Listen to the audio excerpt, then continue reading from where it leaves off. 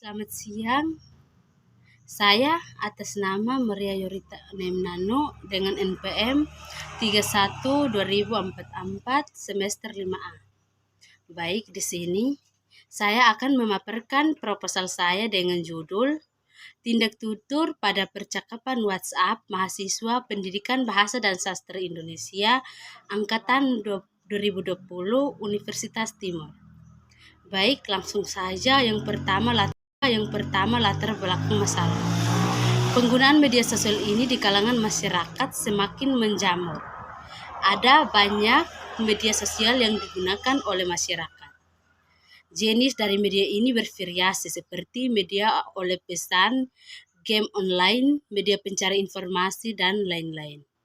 Salah satu media oleh pesan zaman sekarang yang diminati oleh masyarakat adalah WhatsApp, yaitu media yang digunakan internet untuk mempermudah para penggunanya bertukar informasi dengan orang lain.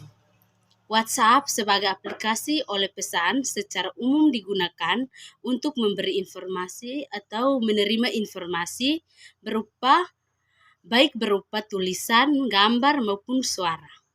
Selain itu, WhatsApp hadir di tengah-tengah masyarakat berfungsi untuk menjalin interaksi sosial secara virtual.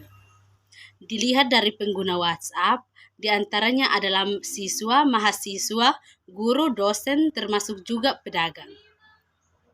Dari beberapa pengguna tersebut, penggunaan WhatsApp di kalangan mahasiswa cukup tinggi. Mahasiswa menggunakan WhatsApp untuk bertukar informasi dengan sesama teman maupun dosen. Mereka saling bertukar informasi secara individu atau kelompok. Yang kedua, rumusan masalah. Berdasarkan latar belakang yang telah dipaparkan di atas, maka masalah pada penelitian ini adalah: 1. Bagaimanakah bentuk-bentuk tindak tutur pada percakapan mahasiswa di grup aplikasi WhatsApp PBSI Angkatan 2020? Yang kedua, bagaimanakah makna dari tindak tutur yang terdapat pada percakapan mahasiswa di grup? 3. Tujuan penelitian.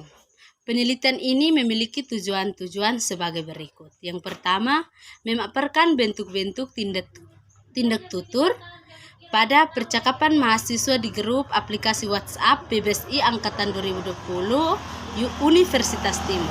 Yang kedua, mendeskripsikan makna dari tindak tutur pada percakapan mahasiswa di grup aplikasi WhatsApp PBSI Angkatan 2020 Universitas Timur. Yang ketiga, kajian pustaka. Bab 2. Media sosial WhatsApp yang sering disingkat WA adalah salah satu media komunitas dapat diinstal di smartphone. Media sosial ini digunakan sebagai sarana komunikasi chat dengan saling mengirim pesan teks, gambar, dan video, hingga telepon. Media ini dapat aktif jika kartu telepon pengguna memiliki paket data dan internet menurut Surya dan kawan-kawan 2018 halaman 11. Dikutip dari Wikipedia, WhatsApp didirikan pada 24 Februari 2009 oleh Brian Acton dan Jan Koum yang pernah bekerja sebagai pegawai Yahoo. Sebagai platform, aplikasi WA memiliki beberapa keunggulan, yaitu sarana: 1. Mengirim pesan teks atau audio. Yang kedua, mengirim foto. Yang ketiga, mengirimkan video. Yang keempat, mengirimkan berkas-berkas. Dan kelima, menelpon baik suara maupun video. Dan keenam, mengirimkan kartu kontak. Yang berikut B teori pragmatik. Linguistik pada awalnya merupakan kajian yang hanya sebatas masalah internal kebahasaan. Akan tetapi dalam perkembangannya, cabang linguistik tidak hanya hal-hal internal, namun membahas hal-hal luar bahasa, misalnya sosiolinguistik, psikolinguistik, atau pragmatik. Istilah pragmatik berasal dari kata pragmatika yang diperkenalkan oleh Charles Morris dalam Jajah Sudharma 2017 halaman 71. Ketika membuat sistematika yang tentang semiotika atau ilmu tanda, Pragmatik merupakan salah satu cabang ilmu bahasa yang menelaah mengenai peran konteks dalam penggunaan dan penafsiran makna kalimat. Dengan kata lain, pragmatik merupakan studi terhadap suatu makna ujaran di dalam situasi tertentu. Yang ketiga, bab 3, metode penelitian. Baik, metode penelitian yang pertama, jenis penelitian. Pada umumnya, penelitian dibedakan menjadi dua, yaitu penelitian kualitatif dan penelitian kuantitatif. Pernyataan tersebut sesuai dengan pendapat Sugiarno 2014 halaman 50. Dalam penelitian kuantitatif, masalah yang dibawa oleh peneliti harus jelas, sedangkan masalah dalam penelitian kualitatif masih bersifat sementara dan akan berkembang setelah peneliti memasuki lapangan. Karena itu, penelitian tentang tindak tutur ilokasi pada percakapan WhatsApp mahasiswa Pendidikan Bahasa dan Sastra Indonesia angkatan 2020 Universitas Timor ini termasuk dapat dalam penelitian kualitatif, karena penelitian ini dapat berkembang setelah penelitian memasuki lapangan. Yang kedua, tahap penelitian. Ini adalah langkah-langkah yang dilakukan untuk melaksanakan suatu penelitian. Tahap penelitian ini dibagi menjadi dua tahap, yaitu tahap persiapan, dua tahap pelaksanaan.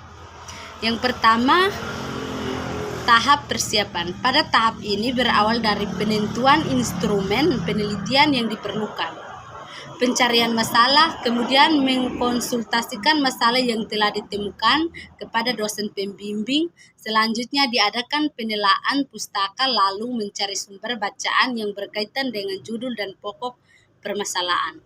Yang kedua, tahap pelaksanaan. Pada tahap ini dilakukan klasifikasi dan analisis data sesuai dengan rumusan. Masalah data yang telah dipilih selanjutnya dianalisis dengan harapan tidak menyimpang dari permasalahan penelitian.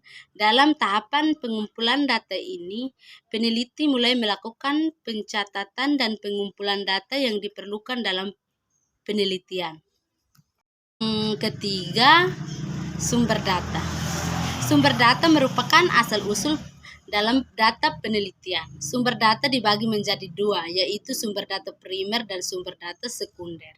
Sumber data primer adalah sumber data yang langsung memberikan data kepada pengumpulan data, sedangkan sumber data sekunder adalah sumber yang tidak langsung memberikan data kepada pengumpulan data, misalnya lewat orang lain atau dokumen. Menurut Sugiarno 2014 halaman 137. Yang berikut waktu penelitian. Penelitian sebagai sebuah proses mencakup beberapa hal, diantaranya yang pertama penerapan judul, yang kedua pengumpulan data, yang ketiga analisis data, dan yang keempat proses pelaporan hasil penelitian. Oleh karena itu, yang digunakan untuk melakukan penelitian relatif panjang. Peneliti ini dilakukan kurang lebih 2 minggu, dimulai sejak tanggal 23 November sampai tanggal 1 Desember. Yang berikut teknik pengumpulan data. Penentuan teknik pengumpulan data perlu memperhatikan wujud data, sumber data, tujuan, dan kemudahan pelaksanaan. Sebagaimana dijelaskan bahwa data penelitian ini berupa potongan teks, baik berupa kata atau gabungan kata pada percakapan WhatsApp mahasiswa Pendidikan Bahasa dan Sastra Indonesia angkatan 2020 Universitas Timor. Yang terakhir, berikut teknik pengumpulan data. Penentuan teknik pengumpulan data perlu memperhatikan wujud data, sumber data, tujuan, dan kemudahan pelaksanaan. Sebagaimana dijelaskan bahwa data penelitian ini berupa potongan teks, baik berupa kata atau gabungan kata pada percakapan WhatsApp mahasiswa Pendidikan Bahasa dan Sastra Indonesia angkatan 2020 Universitas Timor. Yang terakhir, teknik analisis data. Penentuan teknik analisis data perlu memperhatikan unsur penelitian berupa tujuan penelitian, karakteristik data, dan kemudahan pelaksanaan.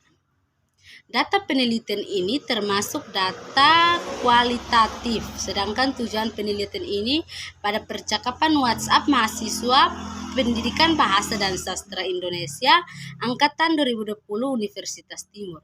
Oleh karena itu, teknik analisis data penelitian ini berupa analisis kualitatif.